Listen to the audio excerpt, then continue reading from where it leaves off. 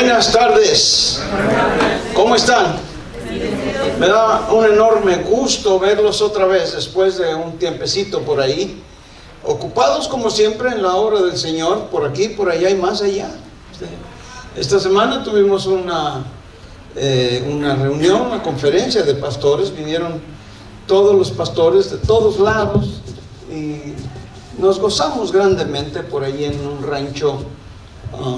No me acuerdo cómo se llama. More Ranch. Como una hora, 15 minutos, una hora y media más o menos. Precioso el lugar, muy bonito.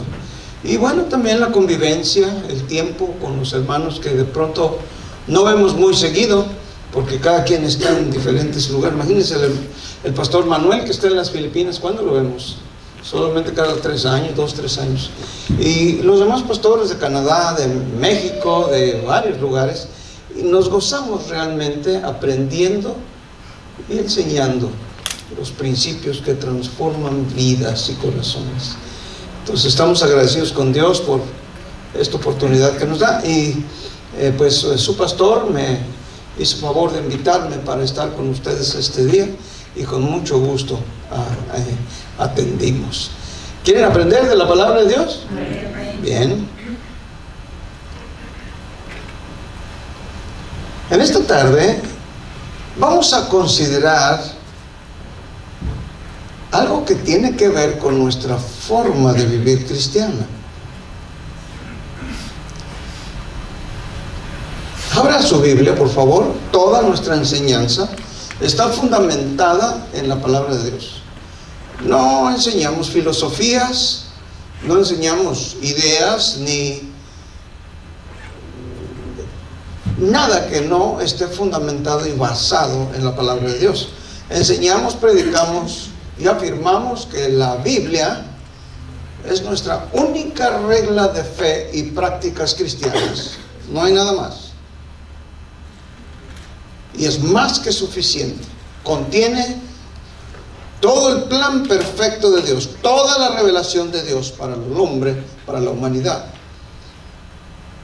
Y mientras más aprendamos de ella, el Señor no tiene problema en revelarnos más y más de su amor, de su misericordia, de su gracia para con nosotros.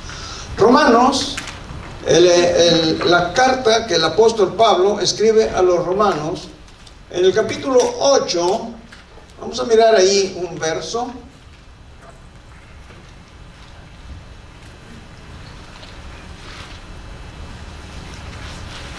Capítulo 8, verso 29. Cuando lo tenga, diga gloria a Dios. Vamos a mirar 3 versos, vamos a considerar 3 versos que nos van a servir de fundamento para nuestra enseñanza.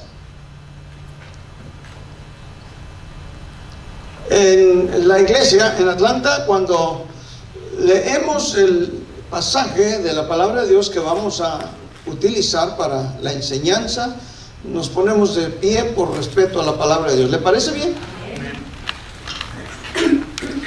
Dice así: porque a los que antes conoció, también los predestinó para que fuesen hechos conformes a la imagen de su Hijo, para que Él sea el primogénito entre muchos.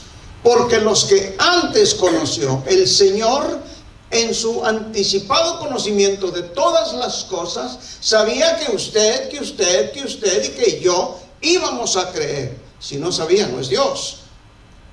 Él sabe todas las cosas de manera perfecta, de manera irrestricta y de manera eterna.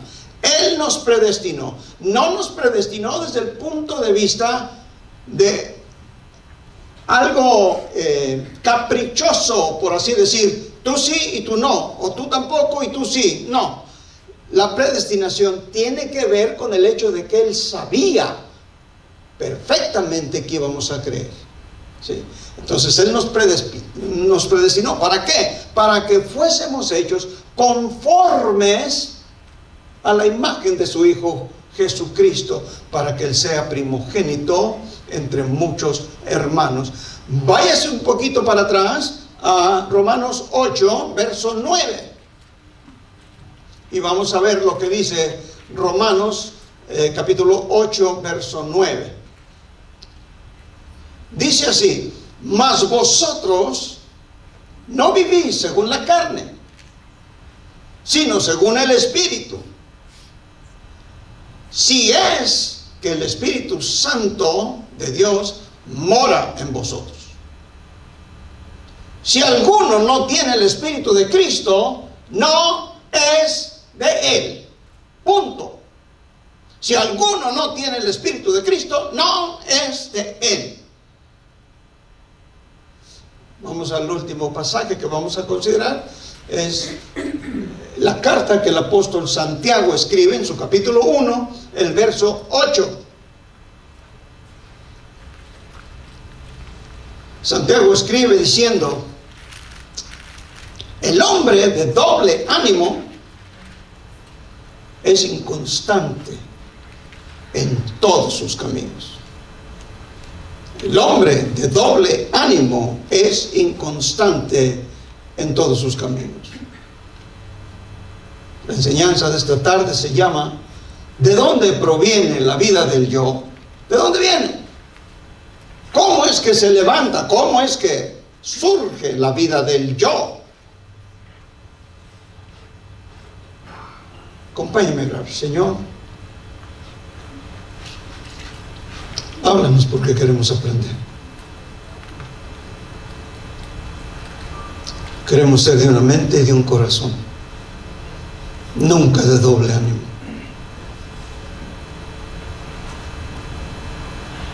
Que tu Espíritu Santo aclare nuestra mente, nuestros sentidos y nuestro corazón. Ayúdanos a poner por obra tu palabra. En el nombre de Jesús oramos y te bendecimos. Amén y amén. Puede sentarse. Seguramente he escuchado algo como esto. Por ahí encontré algo que decía: ojo, primero no vas al culto, después pues que es que te llegó visita, en otra ocasión te vas al centro comercial, después estás cansado porque el domingo es el único día que tienes para descansar, después que no necesitas ir a la iglesia para buscar a Dios, porque a Dios le puedes buscar en todos lados. Luego, poco a poco, vuelves a practicar malos hábitos. Después de todo, no tiene nada que ver. Y el hombre se desliza en una espiral que lo lleva al fondo. Y de repente estás hundido en el pecado de tal manera que ya no tienes más fuerza para levantarte. Escúcheme, el diablo no derriba al ser humano de la noche a la mañana. No. Él tiene lo que usted y yo deberíamos de tener: paciencia. Tiene paciencia en esas cosas sutiles que parecen insignificantes. Es que nos hace perder el fervor del Espíritu Santo en nuestras vidas, poco a poco, hasta que el hombre se encuentra en una condición muy deplorable y triste. Es por eso que Hebreos 10:25 nos recomienda y nos dice: no dejando de congregarnos como algunos tienen por costumbre, sino exhortándonos, y tanto más cuando veis que aquel día se acerca. Hace unas semanas terminamos de cubrir ahí en Atlanta el libro de Apocalipsis verso por verso. desde el capítulo 1 hasta el 22. Nos tomó algo así como 7, 8 meses, pero fue algo extraordinario, que nos hace ver la realidad del hecho de que Cristo ya viene por su iglesia. Pero dígame una cosa, si pudiéramos describir cómo es un cristiano espiritual, bueno, diríamos que es alguien que es gobernado, guiado y conducido por el Espíritu Santo de Dios. Alguien que conoce la palabra de Dios, que se esfuerza en aprender y poner por obra, vivir la palabra de Dios. Porque tener solo el conocimiento no ayuda en nada, absolutamente nada. Conozco profesores en la universidad allá en la ciudad de Claremont, en California, que enseñan en este instituto teológico muy famoso en Claremont. Son ateos. En una ocasión le decía a uno de ellos: mejor ponte a vender zapatos. ¿Cómo es posible que enseñes acerca de Dios y no creas en Dios? Bueno, para ellos es una profesión. Están lejos de la verdad. Ahora bien, de igual manera, si describimos a cómo es un cristiano carnal,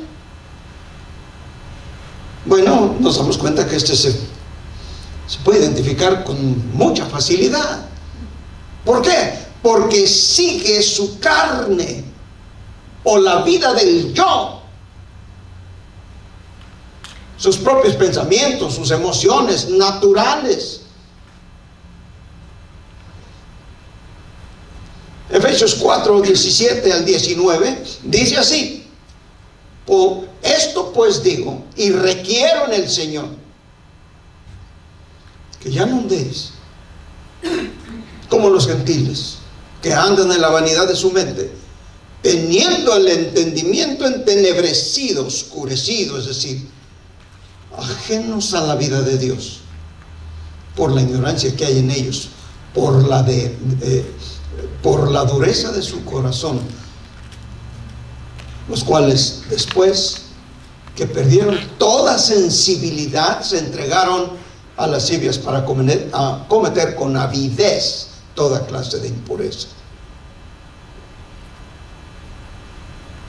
La pregunta que surge entonces es esta: si somos creyentes y tenemos la vida de Dios en nuestros corazones, ¿de dónde proviene la vida del yo? ¿Cómo es que se levanta? ¿Cómo es que se origina?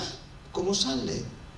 Mire usted, las Escrituras nos dicen, nos enseñan que cuando nacemos de nuevo en Cristo Jesús, no solo recibimos un nuevo espíritu, un nuevo corazón, pero también recibimos una nueva fuerza de voluntad. Lo que sucede es que nuestra alma y nuestro cuerpo no cambian, permanecen igual, no se renuevan ni se regeneran. Usted, cuando cree en Cristo, sigue igual, se parece. Usted no cambia. A lo mejor una sonrisa, qué sé yo, y una nueva manera de ver las cosas, pero en sí su cuerpo y su alma, sus emociones siguen igual. No cambian. Sigue siendo el mismo, ¿sí? De manera, hablando físicamente.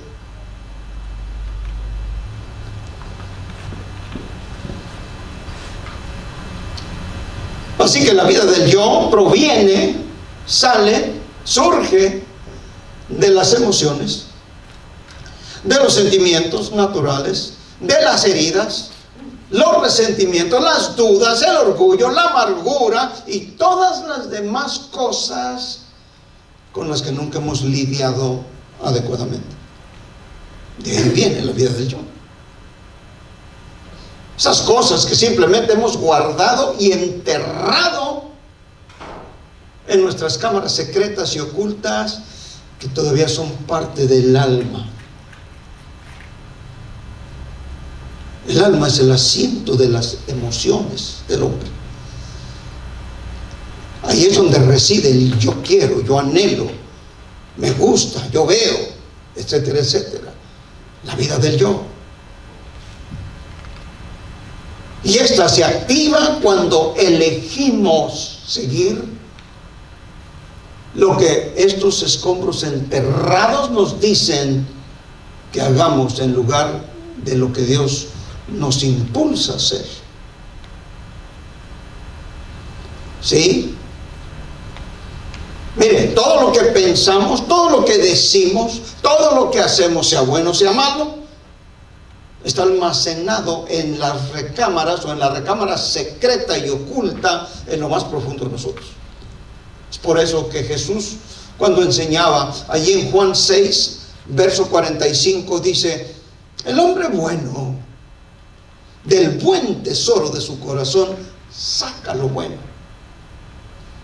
y el hombre malo del mal tesoro de su corazón saca lo malo, porque de la abundancia del corazón habla la boca. Dice Juan 6:45. Algo que debemos aprender como cristianos es que Dios diseñó el proceso de la santificación para enseñarnos a reconocer esa vida del yo, cómo lidiar con ella y luego cómo permitir que la vida de Dios brote, surja, salga de nuestros corazones y pueda ser real y visible en los frutos que produce nuestras vidas. La santificación, amados hermanos, es simplemente el proceso de restaurar la imagen de Cristo en nosotros, que fue afectada por el pecado.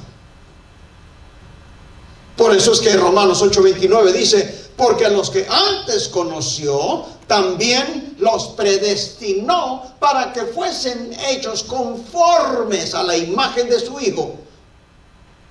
Sin embargo, muchos de nosotros nunca hemos aprendido los pasos de limpieza necesarios para ser santificados. Y en cambio, simplemente hemos reprimido y enterrado gran parte de nuestro dolor. Así que le hemos dado al enemigo de nuestras almas muchos puntos de apoyo en nuestra alma, en nuestras emociones, en nuestros sentimientos. Porque mire usted, nuestros cuerpos son los vehículos o portadores para la expresión de la vida de Dios. En otras palabras, necesitamos un alma para expresar la vida y necesitamos un cuerpo para llevar esa alma o para contener esa alma. Por lo tanto, nuestras almas y nuestros cuerpos realmente no pueden separarse, sino hasta el día de nuestra muerte, cuando se separan. Y estos dos juntos se conocen como la carne. Nuestros cuerpos, nuestras almas, nuestros sentimientos. Por lo mismo, escúcheme, podemos ser cristianos toda la vida, toda nuestra vida, pero debido a que continuamos tomando decisiones carnales, decisiones emocionales para seguir nuestras heridas, nuestro dolor, nuestras frustraciones, nuestra condición, nadie nunca verá la vida de Cristo en nosotros. No se puede. La vida de Dios se apagará en nuestros corazones y nadie la podrá ver. Nadie podrá ver la diferencia entre nuestras vidas y la vida de los vecinos en la calle que ni siquiera conocen al Señor o creen en Él. Y así es exactamente como se ve un hipócrita. Ese es el cristiano que dice, que habla todas las cosas correctas, pero cuyas acciones y conducta no coinciden con sus palabras. Él dice que es cristiano, pero su vida demuestra algo totalmente distinto, diferente. Él dice que Jesús es la respuesta, pero su vida no lo demuestra.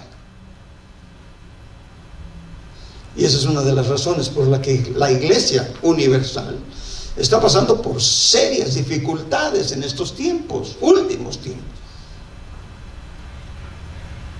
Muchos de nosotros nos hemos convertido en hipócritas, viviendo dos vidas diferentes. La vida de Jesús está en nuestros corazones, pero la vida del yo es lo que más se ve y se muestra desde nuestras almas. Mire usted, así como en el templo de Salomón, allí en el primer libro de los Reyes, capítulo 8, verso 10 y 11, y también en segundo de Crónicas 5, 13 y 14, se llenó el templo.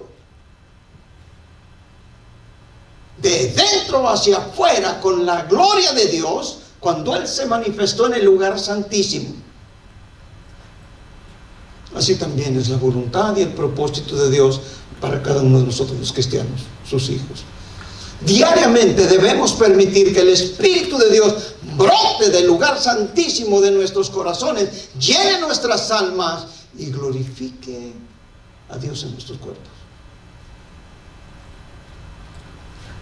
A eso perfectamente, exactamente se refiere Jesús en Juan 7:38, cuando dice: el que cree en mí, como dice la Escritura, de su interior correrán ríos de agua viva.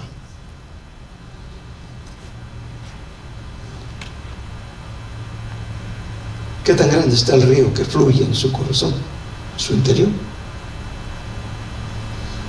Ese fluir no es un evento único, de una sola vez, no, es una elección, momento tras momento, de nuestra vida, de ser llenos del Espíritu de Dios y dejar que fluya hacia afuera. Eso es lo que nos lleva a obedecer su palabra. Eso es lo que nos lleva a aprender su propósito. Eso es lo que nos lleva a compartir la palabra de Dios. Eso es lo que nos lleva a perdonar las ofensas de los demás. Eso es lo que nos lleva a santificar nuestras vidas. Porque sin santidad nadie verá al Señor. Efesios 5, 17 y 18 lo expresa de esta manera, diciendo: no seáis insensatos, sino entendidos de cuál sea la voluntad del Señor. Sed llenos del Espíritu. Todos los días, cada día. La Biblia se refiere a este evento de llenura y efusión como alguien que es de un solo ánimo, de un solo pensamiento, de un solo corazón, de una sola alma, lo que significa que vive solo una vida, nada más una. Debido a que estamos limpios por la sangre de Jesús y por la palabra de Dios, la vida de Dios puede fluir libremente de nuestros corazones, llenando nuestras almas y produciendo acciones, conducta y vida piadosa. En ese momento estamos viviendo la verdad, porque nuestras palabras y nuestras acciones coinciden. No hay hipocresía. No solo nacimos del Espíritu, sino también estamos andando por y en el Espíritu. Sin embargo,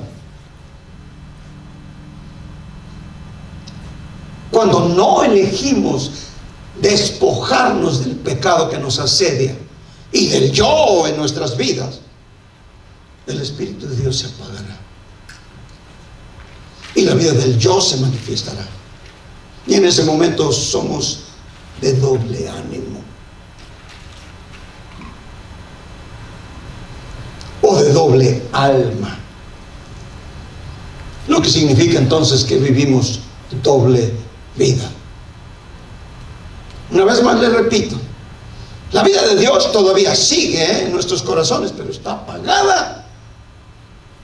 ¿Por Por lo tanto, la vida del yo ha tomado control de nuestras almas, debido a que hemos elegido seguir nuestros propios caminos, nuestros propios deseos, heridas, frustraciones, ira, culpa, amarguras, etcétera, en lugar de lo que Dios dice. Entonces la vida de Dios está bloqueada y se producen acciones de vida egocéntricas centradas en uno mismo. Y de nuevo, la conclusión es que podemos, amados hermanos y amigos, ser cristianos toda una vida, con la vida de Dios en nuestros corazones. Sin embargo, debido a que continuamos tomando esas decisiones carnales y emocionales para seguir lo que pensamos, sentimos y deseamos, en lugar de lo que Dios nos impulsa a hacer, la vida de Dios se va apagando. Se apaga. Como resultado de esa condición, difícilmente alguien verá la diferencia entre nosotros y los que no creen. Pablo le escribe a Tito. Tito 1:16 dice: profesan conocer a Dios, pero con sus hechos lo niegan. ¿Sabe usted? Se ha levantado en esta última generación un nuevo tipo de ateísmo.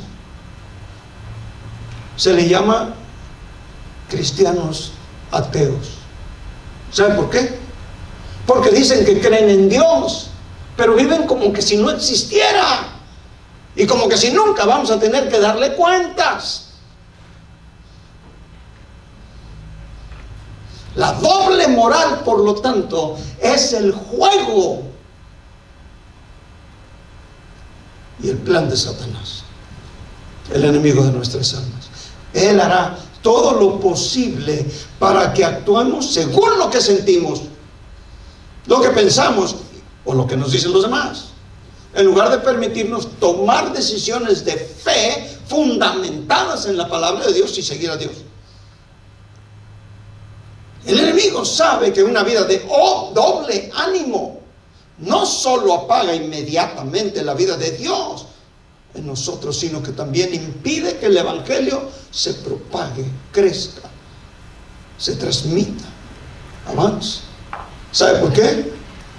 Porque nadie que no tiene la vida de Dios se le ocurre testificar o compartir del evangelio a nadie. Y aquí tenemos entonces representado a un cristiano carnal de doble ánimo, que tiene el cuerpo lleno de oscuridad.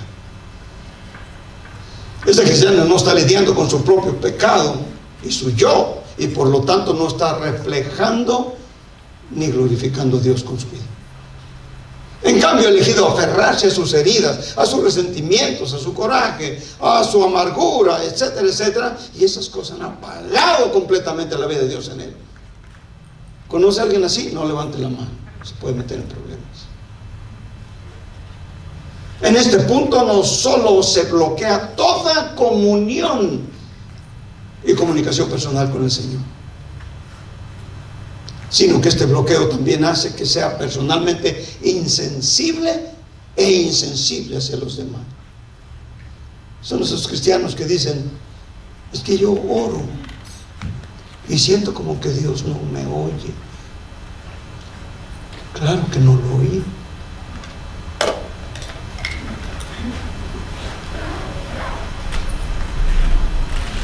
La vida de Dios se ha apagado.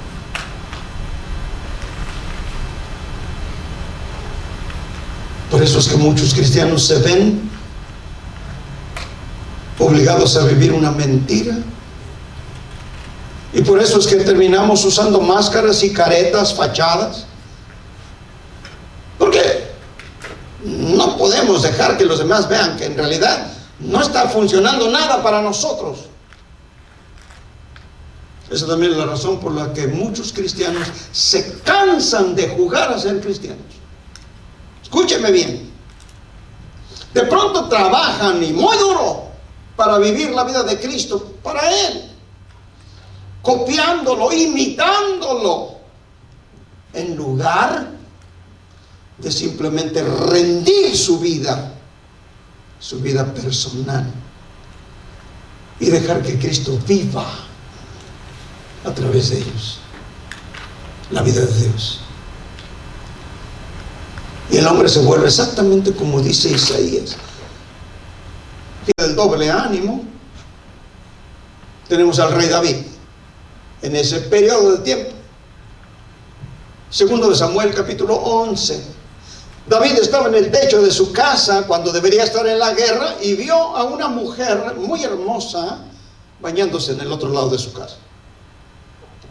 En lugar de apartar de su mente los pensamientos lujuriosos cuando aparecieron por primera vez, David permitió que esos pensamientos despertaran sus emociones y alimentaran sus deseos y finalmente estimularan sus acciones pecaminosas. David envió a sus hombres para preguntar: ¿quién es esa mujer hermosa?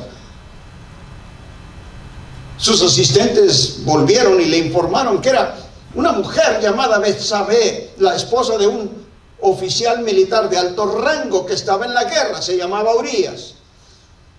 Sin embargo, eso no detuvo a David. Él, como la mayoría de nosotros, eligió actuar según sus propios deseos lujuriosos y mandó buscar a Betsabé y se acostó con ella. Poco tiempo después, cuando David se enteró de que Betsabé estaba embarazada, llamó a Urías de la guerra, lo mandó llamar y vino a su casa. Urías, sin embargo, en deferencia y por respeto a sus hombres en el frente de la guerra, en el frente de batalla, no durmió con su esposa, sino que se quedó afuera durmiendo en el porche de la casa y no tocó a su mujer. Cuando David se dio cuenta de que su encubrimiento no había funcionado, entonces no le quedó otro recurso más que enviar y dar órdenes que se pusiera Urías en la primera línea de la batalla y que las tropas de Pilón se retiraran de él. Como consecuencia, así como David había esperado, Urías fue prácticamente asesinado. Inmediatamente David luego tomó a Betsabé como su mujer, como su esposa. Mire, por algún motivo que todavía no entiendo, no hemos comprendido ni entendido que el renovar constantemente nuestras mentes, o al hacerlo, podemos ser liberados de los pensamientos y de las emociones negativas que bloquean la vida de Dios en nuestros corazones.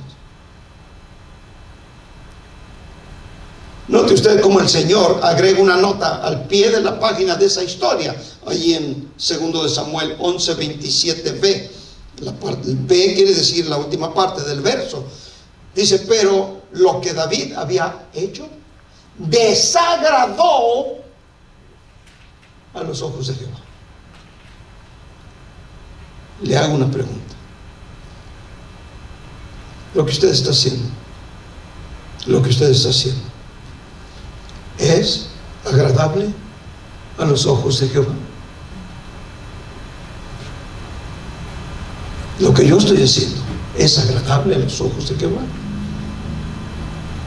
Ahora observe lo que dice 2 Samuel 12:14, un capítulo más adelante.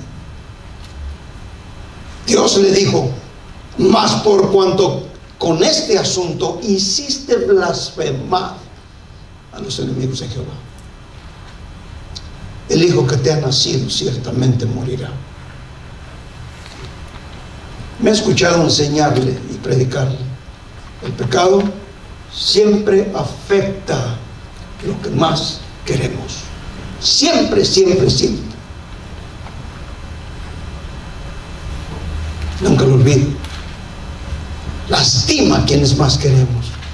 Durante esa secuencia de eventos, David ofrece un ejemplo perfecto de un hombre de doble ánimo.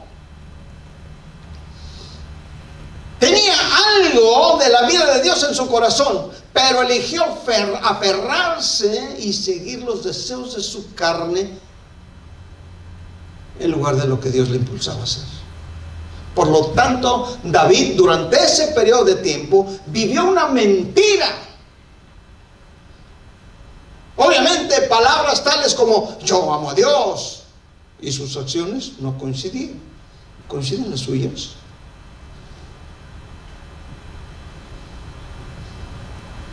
La gente no podía ver a Dios en David en ese momento particular, porque se había entregado por completo a su propia voluntad y deseos en lugar de los deseos de Dios.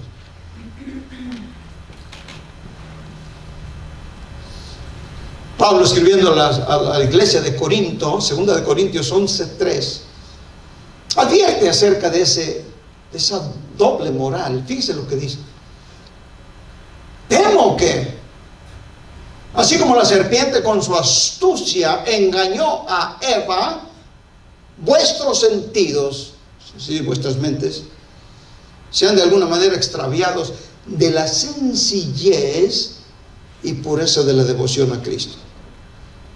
Mira aquí, la palabra sencillez aquí no significa ignorancia, no significa ingenuo o ingenuidad o falta de instrucción en las cosas de Dios. No, la palabra griega para la sencillez es la palabra haplus, con H al principio, haplus, que significa sencillez de mente, simplicidad, algo que está entrelazado, entretejido.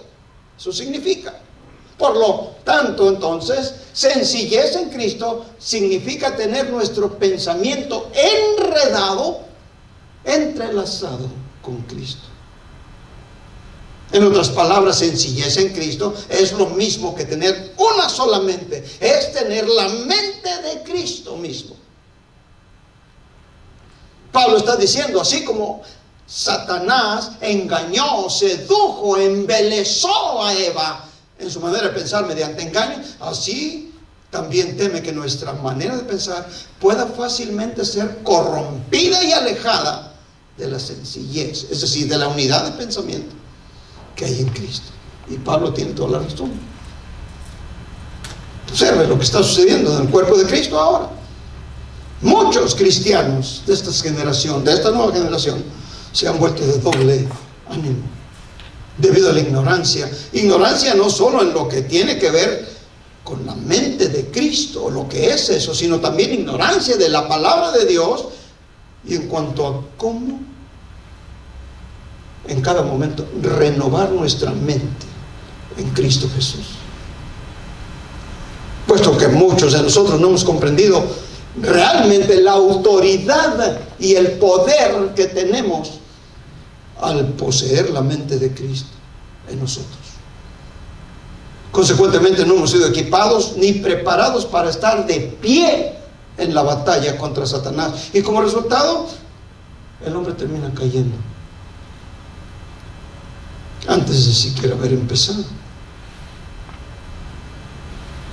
Tristemente no hemos comprendido que al renovar constantemente nuestras mentes, como Pablo nos recomienda, inspirado por el Espíritu Santo, podemos ser liberados de nuestros miedos, de nuestras dudas, de nuestros resentimientos, de nuestras lujurias, de nuestros recuerdos malos, de nuestra falta de perdón y de todos esos pensamientos y emociones negativos que bloquean completamente la vida de Dios en nosotros.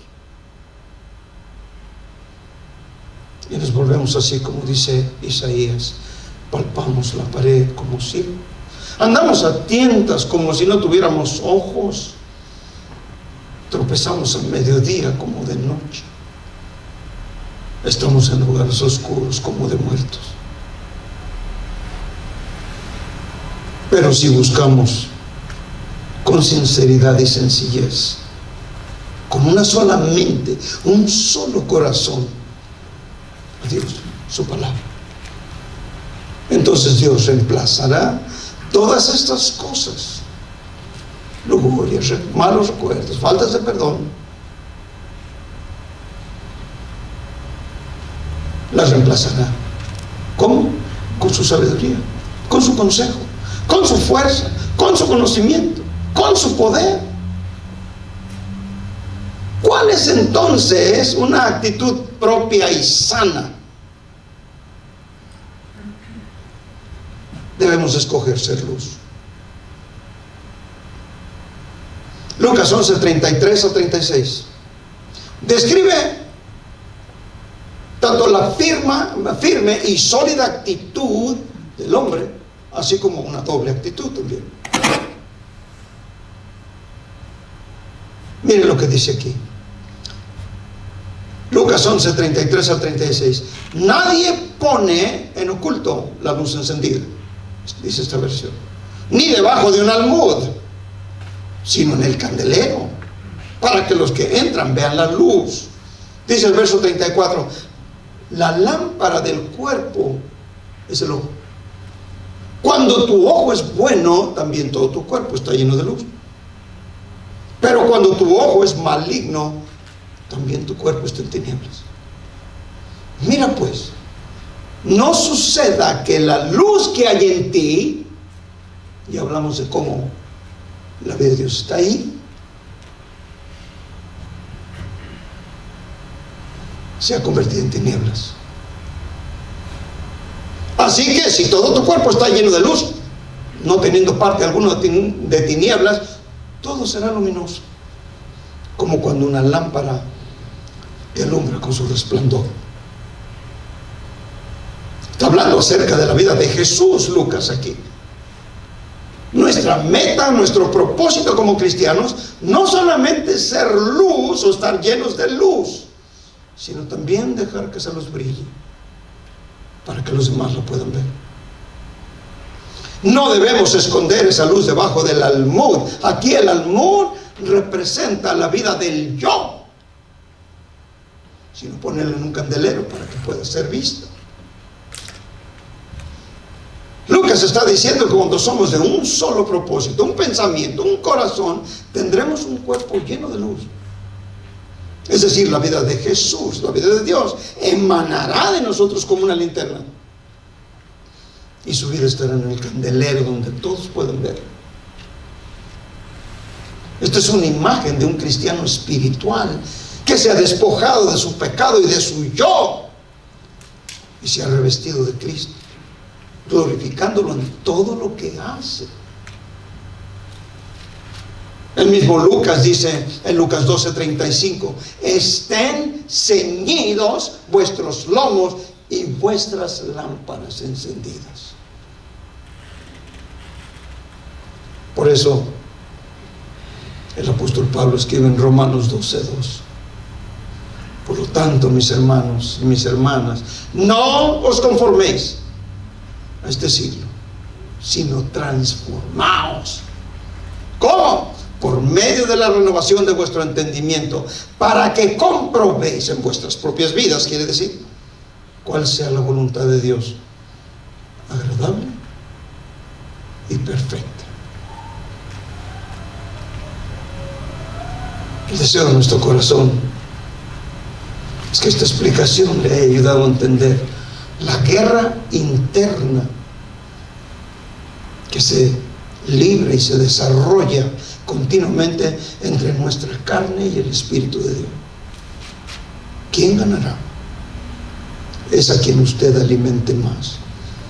¿Quiere vivir la vida del yo? Apagará la vida de Dios. Por eso no siente ganas de venir a la iglesia. Por eso no siente ganas de orar. Por eso no siente ganas de compartir a Dios. Por eso dice, la religión es para cada quien.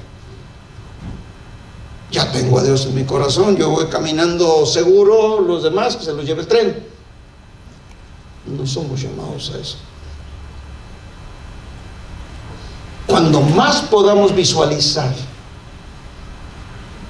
lo que ocurre, cuando apagamos el Espíritu de Dios en nosotros, nos daremos cuenta de la importancia y de la necesidad de tomar decisiones de fe a cada momento. Después de todo, escúcheme,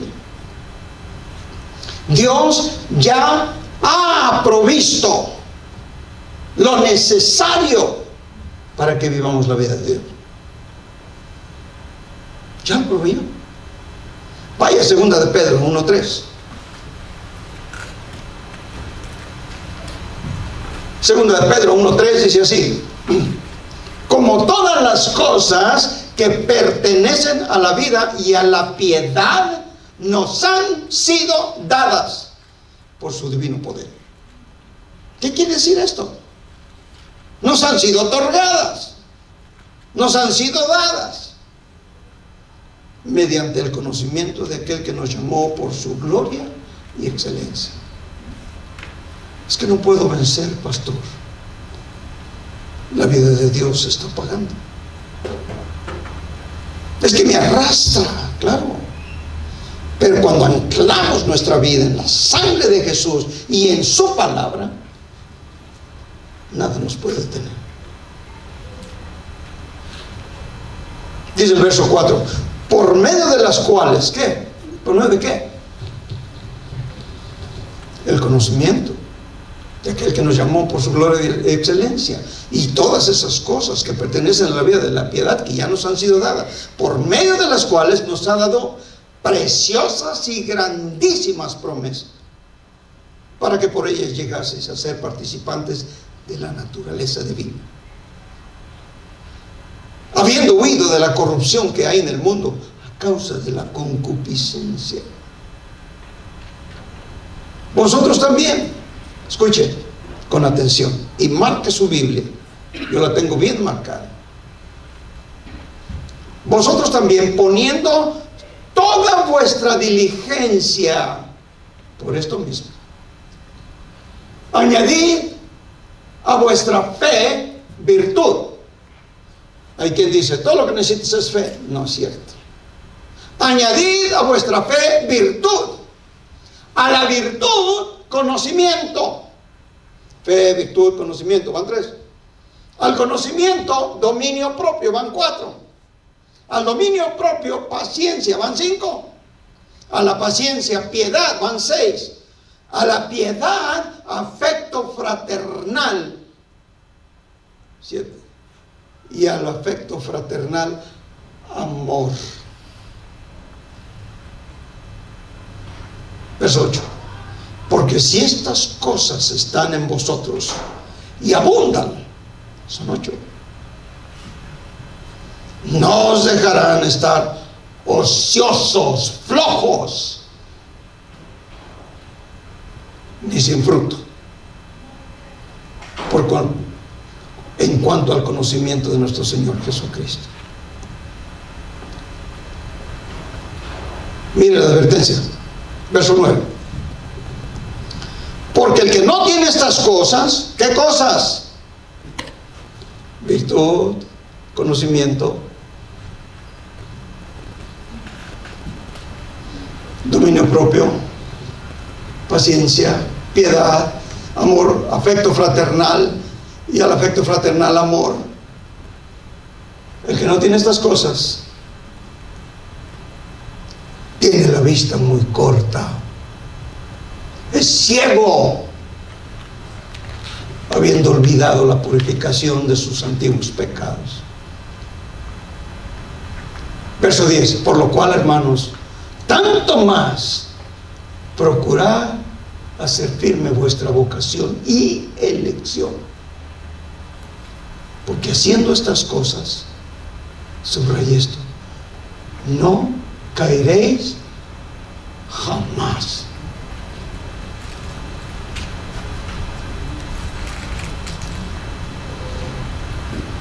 Porque de esta manera es la única manera. Os será otorgada amplia y generosa entrada en el reino de los cielos de nuestro Señor y Salvador Jesucristo. Escúchenme con atención. El crecimiento, la solidez espiritual, no sucede por accidente. Es una elección personal. Usted decide, yo decido, usted decide, usted también. Cada uno de nosotros decidimos crecer. O nos sentamos en nuestros laureles y no tenemos nada de estas cosas, por lo cual tenemos la vista muy corta y estamos ciegos.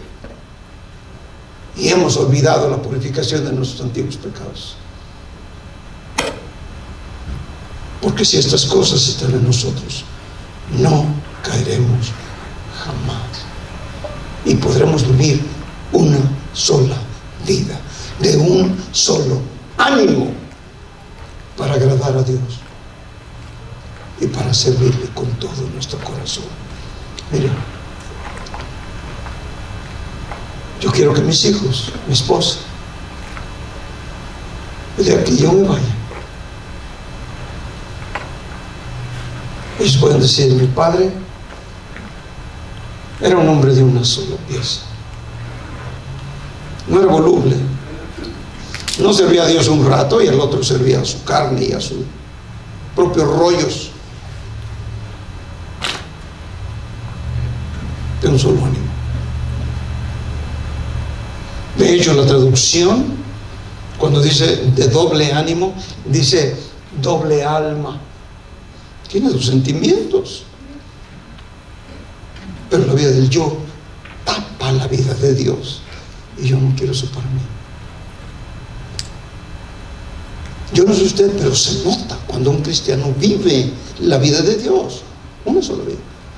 Y cuando anda por allí titubeando y dando, no se ve la vida de Dios en él. Pero les corresponde a ustedes decidir en cuanto a su propia vida. Yo ya decidí por la mía. Quiero servir a Dios con todas mis fuerzas, con todo mi corazón, el tiempo que me quede. Hace rato platicábamos con el hermano ¿y usted? Yo sé a dónde voy, y en su misericordia y en su gracia sé, porque sé, no como un amigo doctor allá en México que tenía en su sala una carta que le firmó el Papa y le costó un dineral, y dice que con esa carta va a entrar al reino de los cielos sin muchas preguntas. Lo que me sorprende es que se la creen. Y le digo yo a su esposa: pues asegúrese que se la lleve, porque si se le olvida qué va a hacer, o si no la pone ahí, o si se echa a perder ahí cuando se pudre el cuerpo, no va a poner nada. Él nos ha dado grandísimas promesas. El que cree en mí, aunque esté muerto, vivirá. Sé fiel hasta la muerte, y yo te daré la corona de la vida. Eso es lo que yo espero. No porque lo merezca, sino por su gracia y por su sangre preciosa que me salvó y me transformó completamente. Póngase de pie.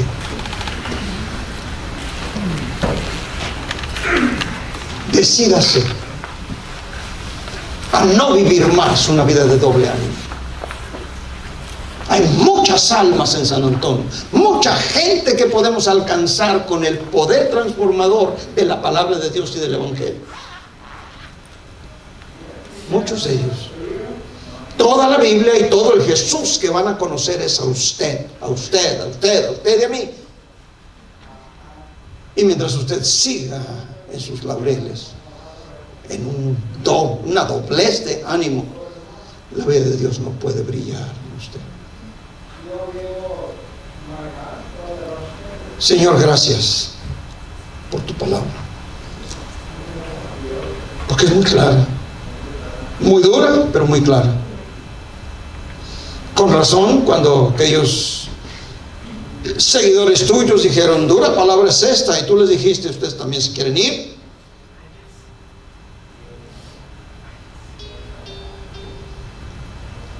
Yo quiero quedarme contigo, quiero seguirte, quiero servirte de una sola pieza,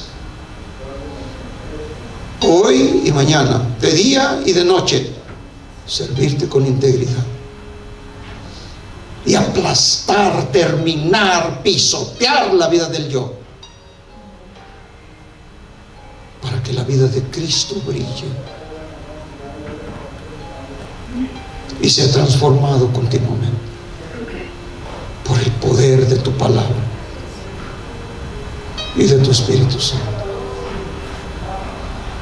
Bendice a mis hermanos aquí en San Antonio, cada familia, cada uno de ellos, que ellos puedan meditar en la verdad de tu palabra y decidir cambiar. Si cada familia se compromete este año que viene a traer tan solo una nueva persona, nos duplicaremos. Y el siguiente año nos multiplicaremos otra vez. Y el siguiente año, antes que tú vengas, nos multiplicaremos otra vez. Y estaremos haciendo tu voluntad y tu propósito. Porque eso veniste, a salvar al mundo de la muerte y del infierno. Y nos has salvado a nosotros. Lo menos que podemos hacer es compartir estas verdades con los demás que no te conocen, para que no vayan a ese lugar de perdición, separados de ti para toda la eternidad. Ayúdanos y perdónanos si hemos sido de doble ánimo, y desarraiga de nosotros, Señor, esa pesadez, y permítenos ir con el pastor y decirle: pastor, he decidido ser de un solo ánimo, una vida, un alma, un solo corazón para servir a Dios. ¿Dónde puedo servir? ¿Qué puedo hacer en este lugar donde Dios me ha traído? Y cambiará nuestra condición y nuestra iglesia. Gracias, Señor. Bendice y satura a tu pueblo con tu presencia, con tu Espíritu Santo. Que tu nombre sea siempre, siempre muy glorificado y exaltado en este lugar y en la vida de cada uno de mis hermanos. Oramos en el nombre precioso de Cristo Jesús y te bendecimos, Señor. Amén y amén.